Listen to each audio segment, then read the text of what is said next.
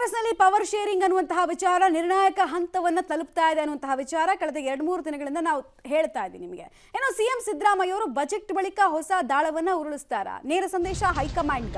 ಏನ್ ಸಂದೇಶ, ಯಾವ ರೀತಿ ತಯಾರಿ ಇದೆ, ಎಲ್ಲದರ ಡೀಟೇಲ್ಸ್ ಅನ್ನು ನಾವು ನೋಡ್ತಾ ಹೋಗೋಣ. ಇದು ಕಾಂಗ್ರೆಸ್ ಪವರ್ ಶೇರಿಂಗ್ಗೆ ಬಜೆಟ್ನ ಬಳಿಕ ಬಿಗ್ ಟ್ವಿಸ್ಟ್ ಕೊಡುವಂತಹ ವಿಚಾರ.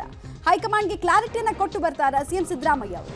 ಸಿದ್ದರಾಮಯ್ಯ ಸಂದೇಶದಿಂದ ಯಾರಿಗೆ ಶಾಕ್ ಆಗುತ್ತೆ, ಯಾರ ಕನಸು ಭಗ್ನವಾಗುತ್ತೆ, ಯಾರಿಗೆ ಇದರ ಲಾಭಾರ್ಥಿಗಳು ಯಾರು?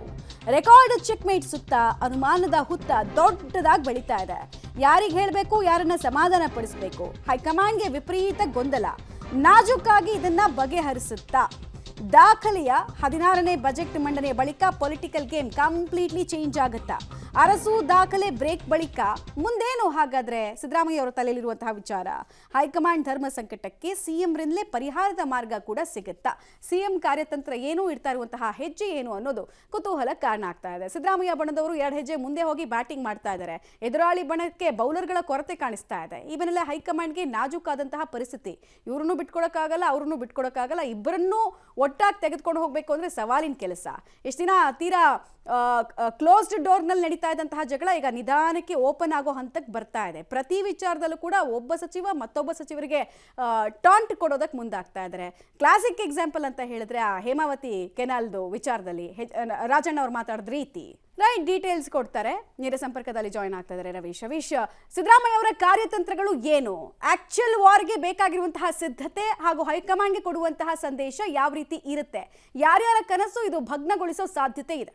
ಖಂಡಿತವಾಗಿ ಕೂಡ ಸಿದ್ದರಾಮಯ್ಯ ಸಾಕಷ್ಟು ಅನುಭವಿ ರಾಜಕಾರಣಿ. ಹಾಗಾಗಿ ಯಾವ ಟೈಮಲ್ಲಿ ಯಾವ ಪಾನನ್ನು ಮೂವ್ ಮಾಡಬೇಕು ಅನ್ನೋದು ಚೆನ್ನಾಗಿ ಗೊತ್ತಿರುತ್ತೆ. ಆ ಕಾರಣಕ್ಕೋಸ್ಕರವಾಗಿಯೇ ತಮ್ಮ ಆಪ್ತರು ಬೇರೆ ಬೇರೆ ರೀತಿಯ ಚಟುವಟಿಕೆಗಳು ಮತ್ತು ಹೇಳಿಕೆಗಳನ್ನು ಕೊಡ್ತಾ ಇದ್ರು ಕೂಡ ಸಿಎಂ ಸಿದ್ದರಾಮಯ್ಯ ಅವರು ಬಹಿರಂಗವಾಗಿ ಅದಕ್ಕೆ ಬ್ರೇಕ್ ಹಾಕೋದು ಕೂಡ ಹೋಗಿಲ್ಲ. ಜೊತೆಗೆ ಆಂತರಿಕವಾಗಿ ಏನೆಲ್ಲ ಅದಕ್ಕೆ ಪುಷ್ ಮಾಡಬೇಕು ಆ ರೀತಿಯ ಪುಷಿಂಗ್ ಪಾಲಿಟಿಕ್ಸ್ ಕೂಡ ನಡೀತಾ ಇದೆ ಅನ್ನೋದ್ರ ಬಗ್ಗೆ ಕೂಡ ಸಾಕಷ್ಟು ಚರ್ಚೆ ಆಗ್ತಾ ಇದೆ. ಆದರೆ ಸುಮಾರು 15 ದಿನಗಳಿಂದಲೂ ಕೂಡ ಒಂದು ರೀತಿಯಲ್ಲಿ ವಿಶ್ರಾಂತಿಯಲ್ಲಿದ್ದರು, ಕಾವೇರಿ ನಿವಾಸದಲ್ಲೇ ಇದ್ದರು, ಬಜೆಟ್ ಮೀಟಿಂಗ್ ಸಿದ್ಧತಾ ಸಭೆಗಳಲ್ಲೂ ಕೂಡ ಇದ್ದರು. ಈ ಸಂದರ್ಭದಲ್ಲಿ ಪಬ್ಲಿಕ್ ಟಿವಿ ವಾರ್ಷಿಕೋತ್ಸವದ ಒಂದು ವಿಶೇಷ ಸಂದರ್ಶನಕ್ಕೆ ಸಿಕ್ಕಂಥ ಸಂದರ್ಭದಲ್ಲಿ ಆ ಒಂದು ರೆಕಾರ್ಡ್ ಒಂದು ಬ್ರೇಕ್ ಮಾಡೋದ್ರ ಬಗ್ಗೆ ಕೂಡ ಅವರು ತಮ್ಮ ಸುಳಿವನ್ನು ಬಿಟ್ಟುಕೊಟ್ರು. ಅದಾದ ಬಳಿಕ ಸಾಕಷ್ಟು ಬೆಳವಣಿಗೆಗಳಾಗಿದೆ. ಹಾಗಾಗಿ ಸದ್ಯಕ್ಕೆ ಪೊಲಿಟಿಕ್ಸ್ ಒಂದು ರೀತಿಯಲ್ಲಿ ಪೊಲಿಟಿಕಲ್ ಆಗಿ ಒಂದು ರೀತಿಯಲ್ಲಿ ಅಟ್ಯಾಕ್ ಮಾಡೋದಾಗಲಿ ಮತ್ತು ಅದಕ್ಕೆ ಸ್ಪಷ್ಟನೆ ಕೊಡೋದಾಗಲಿ ಸಿಎಂ ಸಿದ್ದರಾಮಯ್ಯನವರು ಮಾಡೋದಕ್ಕೆ ಹೋಗೋದಿಲ್ಲ.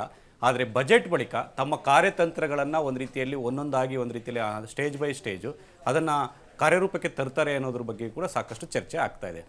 ಮೊದಲಿರ್ತಕ್ಕಂಥದ್ದು ಒಂದು ಪವರ್ ಶೇರ್ ವಿಚಾರ. ಅಂದರೆ ಪವರ್ ಶೇರ್ 2.5 ವರ್ಷ ಅನ್ನೋದೇನಾದರೂ ಆದರೆ ಖಂಡಿತವಾಗಿ ಕೂಡ ನವೆಂಬರ್ ಅಷ್ಟೊತ್ತಿಗೆ ಒಂದು ರೀತಿಯಲ್ಲಿ ಕುರ್ಚಿಯನ್ನು ಬಿಟ್ಕೊಡ್ಬೇಕಾಗತ್ತೆ. ಒಂದು ವೇಳೆ ಏನಾದರೂ ಇಲ್ಲ ನಾನು ರೆಕಾರ್ಡನ್ನು ಬ್ರೇಕ್ ಮಾಡಿಯೇ ನಾನು ಇಳಿತೀನಿ ಅಂತ ಏನಾದರೂ ಮನಸ್ಸು ಮಾಡಿದ್ರೆ, ಆ ರೀತಿ ಏನಾದರೂ ಒಪ್ಪಿದ್ರೆ ಖಂಡಿತವಾಗಿ ಕೂಡ ಡಿಸೆಂಬರ್ ಬಳಿಕ ಅದಾಗ್ಬೋದು. ಇಲ್ಲ, ಅವತ್ತಿನ ರಾಜಕೀಯ ಪರಿಸ್ಥಿತಿಗಳೇ ಬೇರೆ, ಅವತ್ತು ಯಾವುದೇ ರೀತಿಯ ಸೂತ್ರ ನಮ್ಮ ಮುಂದೆ ಒಪ್ಪಂದ ಆಗಿರಲಿಲ್ಲ. ಹಾಗಾಗಿ ಈಗ ಆ ವಿಚಾರ ಪ್ರಸ್ತಾಪ ಏಕೆ? ಹೇಗಿದ್ರು ಕೂಡ ಸರ್ಕಾರ ಸ್ಮೂತಾಗಿ ಹೋಗ್ತಾ ಇದೆ, 135+ ಸ್ಥಾನಗಳು ಕೂಡ ಶಾಸಕರು ಕೂಡ ಇದ್ದಾರೆ. ಇಂಥ ಸಂದರ್ಭದಲ್ಲಿ ಅಗತ್ಯ ಇದೆಯಾ, ಇನ್ನೊಂದು ಚಾನ್ಸ್ ಕೊಡಿ ಅಂತಲೂ ಕೂಡ ಒಂದು ರೀತಿಯಲ್ಲಿ ಹೈಕಮಾಂಡ್ ಮುಂದೆ ಪ್ರಸ್ತಾಪವನ್ನು ಇಡ್ಬೋದು. ಹಾಗಾಗಿ ಈ ರೀತಿಯ ಕಾರ್ಯತಂತ್ರಗಳನ್ನು ಇಟ್ಕೊಂಡಿದ್ದಾರೆ.